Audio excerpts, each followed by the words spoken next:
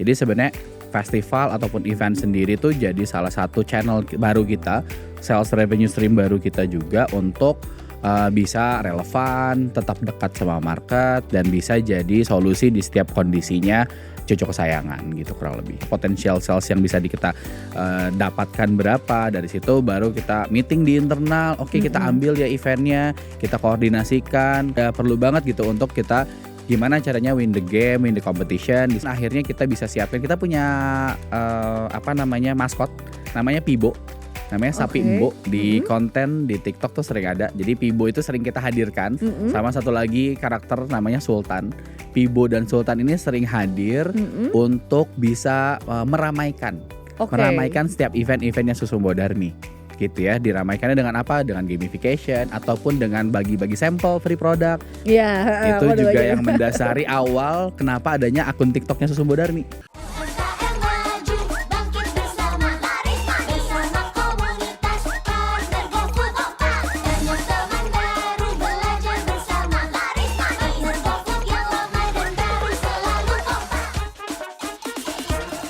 Masih semangat gak nih? Tepuk tangan dulu dong. Wuhuu. Oke, kita lanjut ya, partner GoFood. Yeay. Yuk kita lanjut lagi ngobrol barengan sama perwakilan dari Susumbo Darmi. Ada Mas Naufal di sini. Dan aku juga ngintip di media sosialnya Susumbo Darmi sendiri beberapa kali mengikuti kegiatan ataupun festival kuliner. Nah itu gimana? Apakah sudah dari jauh-jauh waktu orang eventnya datang, Pak, ini kita ada di sini, Mbak Darmi mau ikutan gak? Atau dari tim sendiri yang memang udah memantau, nanti ada festival ini deh, kita gabung deh. Seperti apa? Ya tadi secara campaign sebenarnya pendekatannya masuk ke dalam campaign ataupun movementnya selalu ada Simbo. Kita pengen di setiap aktivitasnya ada gitu ya. Dan event adalah salah satu bagian dari langkah kita untuk implikasi dari si campaign selalu ada Simbo tadi. Nah kita approach salah satu setiap event kolaborator dan lain sebagainya untuk kita bisa hadir dan juga disesuaikan oleh target market. Jadi sebenarnya festival ataupun event sendiri tuh jadi salah satu channel baru kita, sales revenue stream baru kita juga untuk bisa relevan, tetap dekat sama market dan bisa jadi solusi di setiap kondisinya cucu kesayangan gitu kurang lebih. Wah, berarti memang ya itu tadi semuanya sih, semua elemen yang ada di dalam kegiatan manajemennya Susumbo Darmi sendiri semuanya sudah terkonsep. Dan kalau menentukan menu yang cocok nih, kan biasanya misalkan festival tertentu kan punya tema masing-masing. Yes. Biasanya apakah yaudah deh semua rasa kita turunin atau disesuaikan aja? Kita sesuaikan karena misalkan di public transportation kayaknya yang cocok apa nih menunya. Kalau yang segar kita punya Darmi Mangga plus coral jelly mungkin yang bisa di provide gitu ya, atau mungkin di salah nanti ya. Mudah sekali tergoda saya ya dengan penyebutan seperti itu.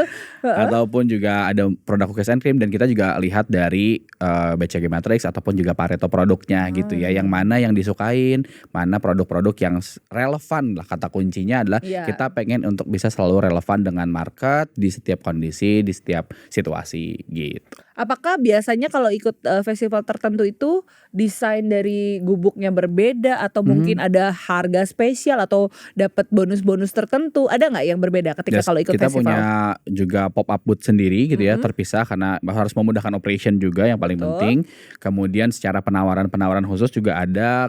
Gak kalah penting juga mungkin merchandising ataupun gamification pada saat event. Itu juga sering kali kita lakukan di event-event yang berjalan gitu.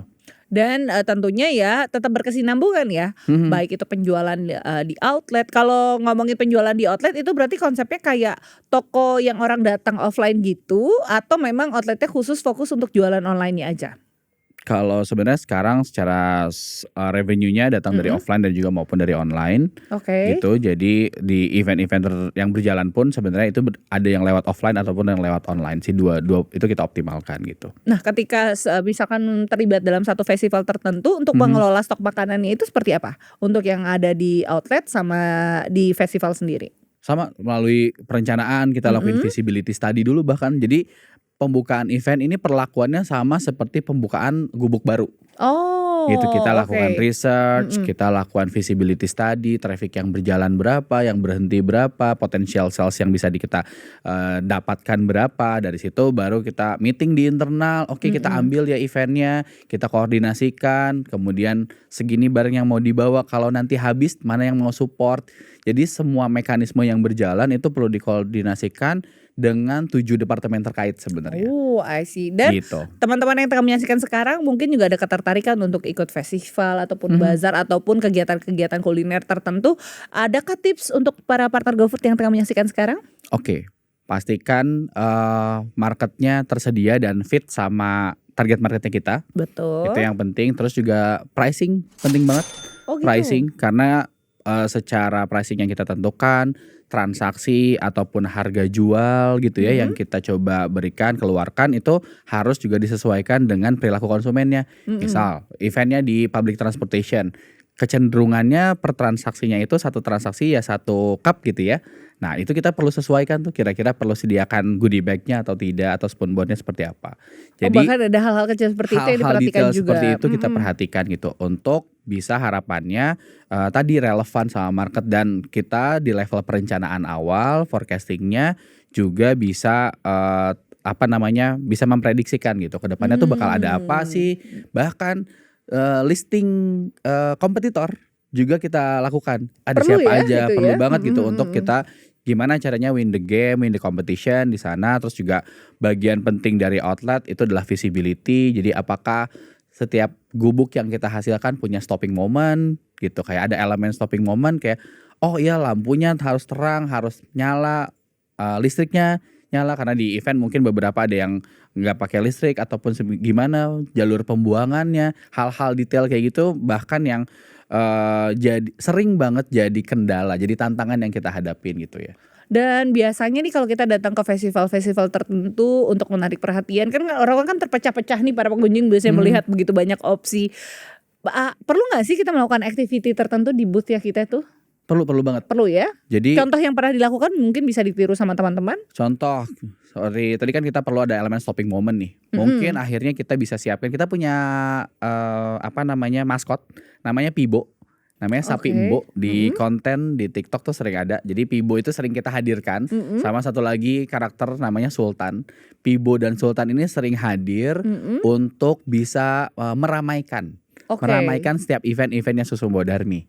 Gitu ya, diramaikannya dengan apa? Dengan gamification ataupun dengan bagi-bagi sampel free product Ya, gitu. mhm. Karena pada saat event salah satu tujuannya kita juga untuk mengenalkan produk di luar dari sales target yang kita ingin capai Betul, gitu. Jadi betul, mhm. semaksimal mungkin event yang berjalan orang punya kesan yang positif gitu ya. Nggak harus beli sekarang gitu karena mau dicari di MRT, di stasiun, di mall, di stand alone, kita juga ada tersebar di 127 gubuk dan di Jabodetabek dan Bandung. Mhm. Jadi sebenarnya stopping moment tadi jadi penting, at least market jadi notice gitu ya, aware Betul, akan adanya mhm, Susumbo Darmi mhm. dan juga kita punya, tagline yang cukup unik yaitu sehatkan tubuhmu dengan susuku. Iya, heeh, Itu waduh juga banyak. yang mendasari awal kenapa adanya akun TikToknya Susumbo Darmi. Jadi karena Mmm. banyak yang recall, "Ya ini apa nih Susumbo Darmi sehatkan tubuhmu dengan susuku." Iya, iya, Rame iya, iya, banget di TikTok, mhm. akhirnya itu jadi salah satu dasar kita bikin, platform gitu ya di TikTok Mhm. untuk bisa relevan sama market-market mungkin Gen Z sampai ke Gen Alpha gitu harapannya. Iya, yang unik-unik seperti itu, yang kreatif, mungkin memang bisa dipikirkan. Yang Mhm. agak-agak sedikit nyentil-nyentil lucu juga boleh banget teman-teman sekalian. Atau sederhananya nih kalau, teman-teman ada yang berminat dalam waktu dekat mau ikutan festival tertentu atau kegiatan-kegiatan kuliner tertentu, supaya booth-nya kalian tuh terkesan ramai, mulai dari bagi-bagi sampel ya, Mhm. itu hal yang bagus banget tuh aku sangat sarankan juga karena orang-orang pasti tertarik yang kalau udah mendengar Herates gitu langsung mampir ya untuk mencoba, sehingga kita bisa menarik, calon konsumen baru yang Mhm. biasanya mungkin, udah pernah nyobain, kali ini kan orang jadi penasaran untuk cobain produknya kita. Lalu berikutnya mungkin bisa ditambah dengan kegiatan-kegiatan seperti kuis-kuis kecil. Betul. Yang nantinya mungkin masuk di TikTok-nya jadi konten juga kan ya. Nah kuis-kuis kecil seperti itu yang mungkin dapat hadiahnya yang unik-unik, ada merchandise-nya nggak sih dari Ada. nah ada Ada dapat tumbler. Nah, dapat Ada stiker. merchandise-nya dari produknya kalian sendiri, atau mungkin sesimpel kayak ya udah bikin what do we call ini apa yang diputer gitu Spin wheel. ya spin wheel, bahasa Indonesianya apa saya nggak tahu, nanti dikasih terjemahannya aja ya. Komedi putar ya? Iya. Kalau itu beda lagi ya. Beda itu ya? beda lagi. Jadi activity yang kelihatannya gonjreng dari kejauhan, orang kalau ngeliat, iya apa itu? Ada keseruan apa itu? Ada maskot-maskot lucu, siapa itu maskot-maskot lucu? Sehingga menarik pengunjung untuk mau mampir ke booth-nya kalian. Sehingga nanti mereka mencoba produk kalian, enak, terjadilah transaksi di sana dan menambah lagi, menaikkan lagi merek dagangnya teman-teman sendiri. Itu hal-hal kecil yang bisa dilakukan kalau memang teman-teman mau terlibat di kegiatan-kegiatan offline. Sekarang kita masuk sedikit ke online karena ini salah satu daring ini yang cukup membesarkan nama dari Susu Mbok Darmi sendiri. Perbedaan sebelum dan setelah bergabung melakukan penjualan di GoFood sendiri, apa yang dirasakan? Intinya sih sebenarnya semuanya tentang konsumen, kita fokus sama konsumen, kira-kira apa yang konsumen mau kita coba bisa provide, dan harapannya itu akan jadi solusi lah buat konsumen, memudahkan dalam proses transaksi dan juga membeli Susu Mbok Darmi. Sudah ada dalam program dan promo-promonya udah kita siapkan dari mulai harga coret, dari mulai bundling, atau buy one get one, diskon 50%. Apapun skema-skemanya sudah kita siapkan. Jadi kalau nanti ada kolaborasi yang ingin dijalankan atau promo yang ingin kita jalankan, kita tinggal tembakin aja di bulan ini jalanin ini, bulan ini jalanin itu. Nah, itu adalah jenis-jenis pemasaran yang bisa kalian lakukan dengan memberikan pilihan khusus untuk calon pembeli agar tergoda mau check out produk-produk yang sudah kita pilihkan. Soal itu pintar sekali, menurut aku langkah yang sangat pintar ketika kita lihat kecenderungan pasar sendiri membelinya tipe apa, berapa banyak jumlah yang biasanya per satu username nih beli nih biasa berapa banyak, itu kita bisa membaca kan sebenarnya, dan itu ada ya lengkap ya di dashboard sendiri. Penting banget karena promo sendiri meningkatkan visibilitas kita di aplikasi gitu ya. Kita jadi terlihat, mudah ditemukan dan punya penawaran menarik, dan itu fungsi dari promosi kan. Bikin konsumen tertarik dengan apa yang sebenarnya kita coba tawarkan gitu. Jadi penting banget punya promo dan ikut iklan bahkan gitu ya, beriklan gitu di aplikasi, di GoFood-nya sendiri. Jadi sebenarnya kan kalau dilihat 2022 ke 2025 itu paling cuma 3 tahun. Yes. Tapi masif sekali loh. Yes, dan Cepat sekali selama maksud 3 saya. tahun terakhir di luar juga momentumnya pas, kita juga bertumbuh kurang lebih 100 outlet ya, 100 gubuk ya.